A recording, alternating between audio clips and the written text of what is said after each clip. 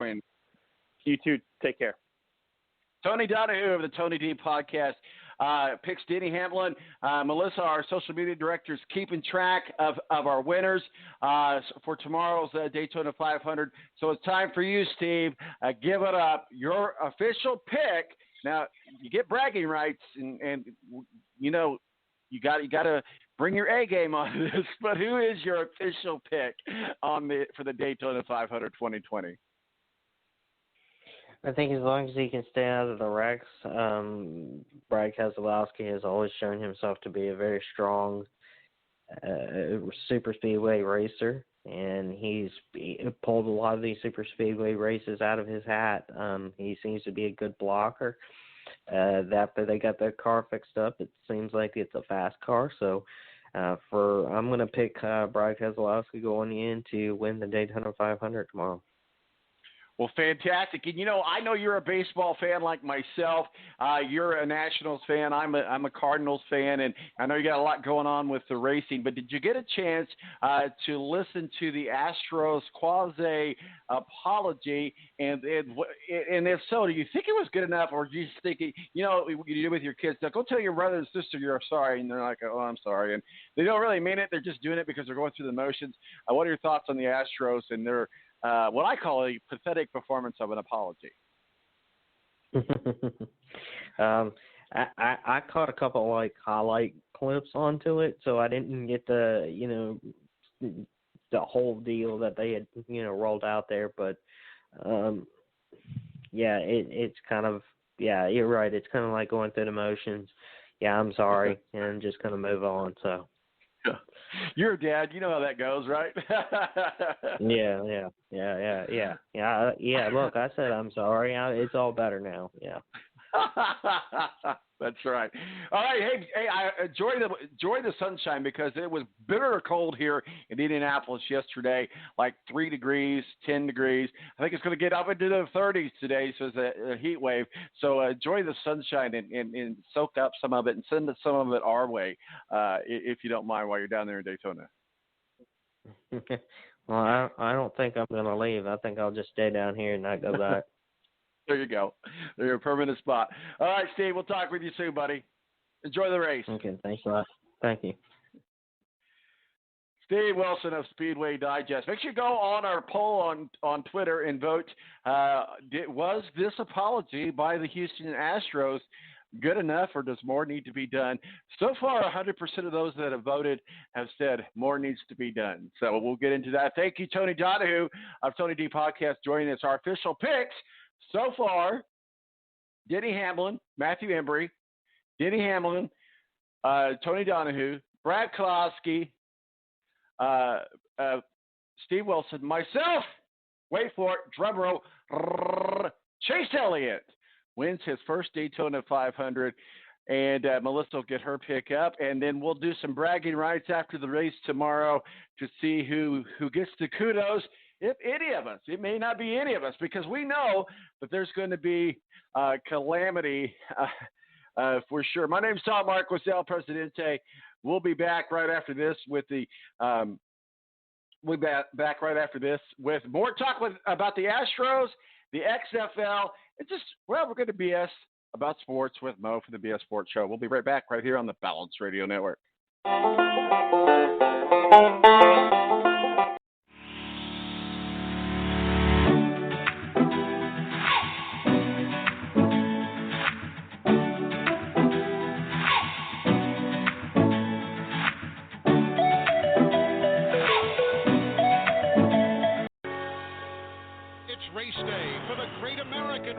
It's exactly what you can hope for a Daytona 500. Drivers, start your engines! We're back. You're all in line. Coming to you with a 45-2, around the U-5 mark. Getting close to go time, although it seems like it's been go time all day long. Here they come, checker flag. Harvick, too close to call. They're out of it. Right on you now. A multi-car pileup. Elliott slam into the wall. Can't do that. There's a fight. He's got momentum up top. 2 back. Get high. Hell yeah. Denny Hamlin wins his second Daytona 500. Yeah! This one's for Dale Earnhardt Sr. and all those senior fans. I'm gonna cry. I won the Daytona 500. I won the Daytona 500. Victory comes in the Daytona 500. The Air National Guard is a reserve component of the United States Air Force and serves alongside active-duty Air Force members in times of a national crisis. In addition, the Air Guard serves the state and local community in a wide range of capacities. The reason people join the Air Guard is as diverse as our members and includes such reasons as a deep desire to serve their country, money for college, travel, new job skills, and the pride that goes along with belonging to the greatest military organization in the world. I joined because I felt a calling to serve my country, but I didn't want to be far away from my family, so the Indiana Air National Guard was a perfect fit for me. With over 95 different career opportunities to choose from and 100% paid college tuition to any state-funded college, why not give us a call? Call 1-800-841-3103 or visit online at goang.com to find out more. Again, that's 1-800-841-3103. The Air National Guard, guarding America, defending freedom. Morning face. You get it when you don't sleep well. This is what happened to Linda. Morning, guys. Good morning. Ah, what is that thing? It's me, Linda. Oh my God, it talks! Run! No, it's me, Linda from HR. It looks hungry! Save the children! Save them! Stay back! I've got mace! Ow, that went in my eyes. Quit moving! It's called beauty sleep for a reason. And there's never been a better time to get some. Get 20% off IKEA Sultan mattresses. IKEA, love your home.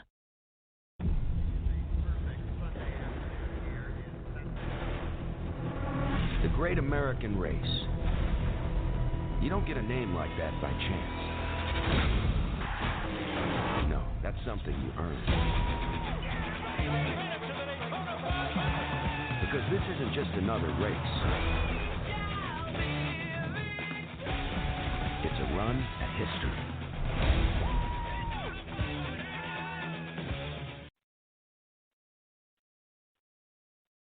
The movement has started, the future is near. New league, new teams, a new story starts here. Where a nation began, where big knows no bounds. Where hot will be hotter, time to turn up this sound.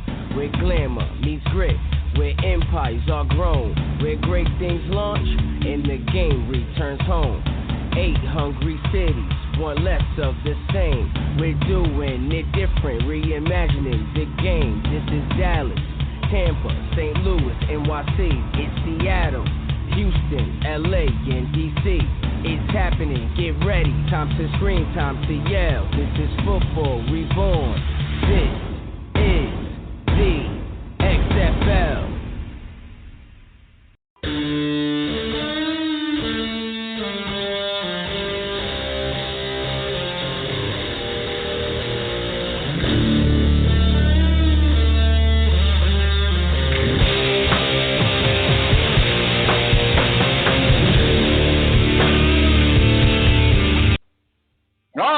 Welcome back to The Balance. We go to our final quarter of the show. Thank you, Matthew Embury, WSBT up in South Bend, helping us kick things off with some IndyCar talk. How funny season. We talked about the purse being extended by $2 million to $15 million for the 101st running of the Indianapolis 500. A lot of enhancements going on there.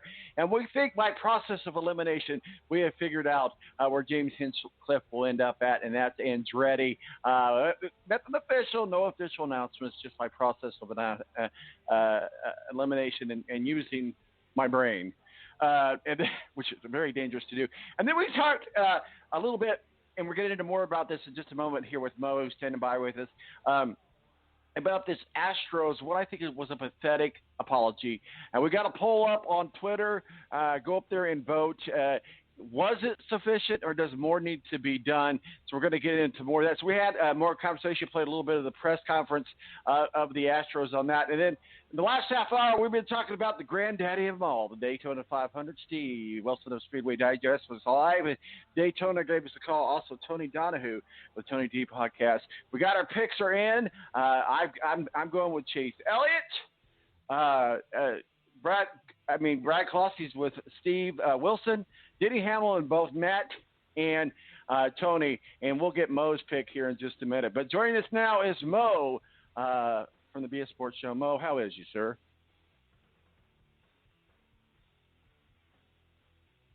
Mo, can you hear us? We see you there.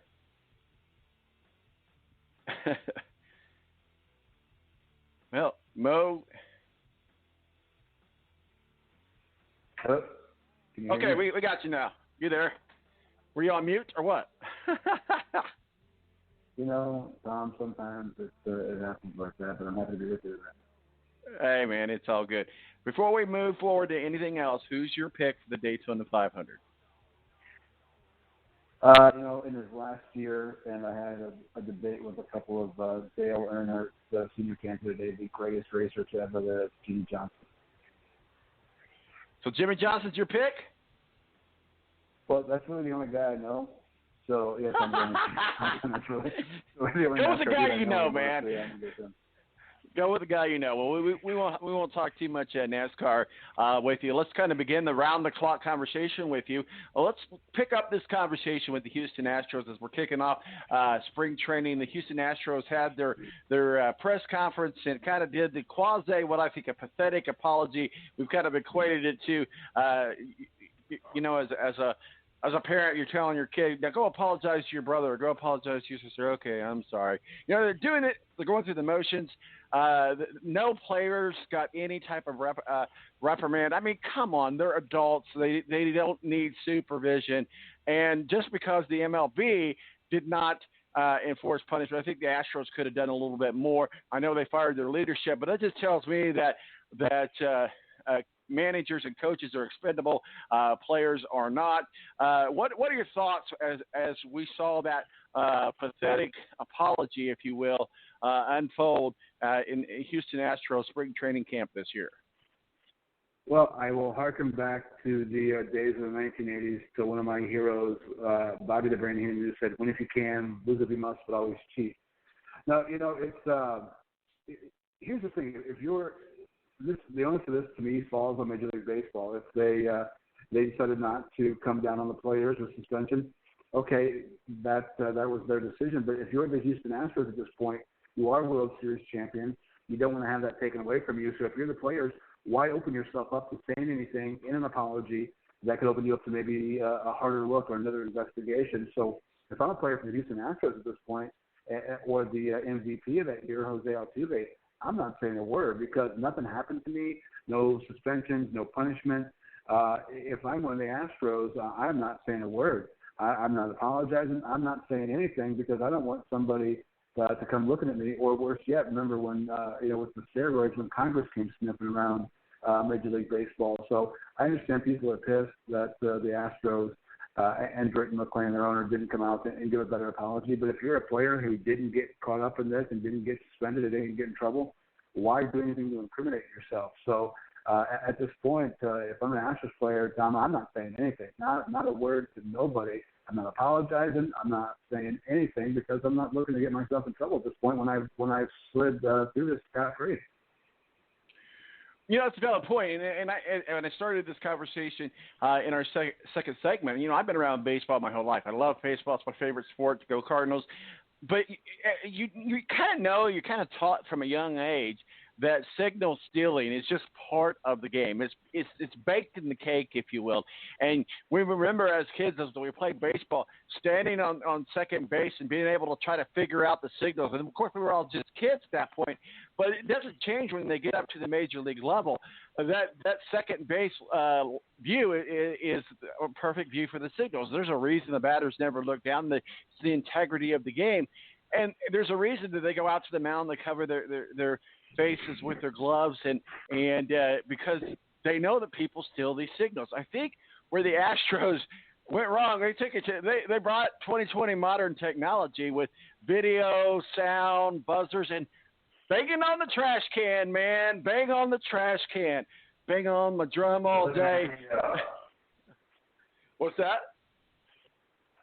Well, here's the thing. If we want to think for 1 second that the Astros are the only ones that have done this, I think that's 100% correct. It was a pitcher who played for the Astros who kind of tipped off the batters on his new team, which pitchers do all the time. When they go from one team to another, they'll tip off players about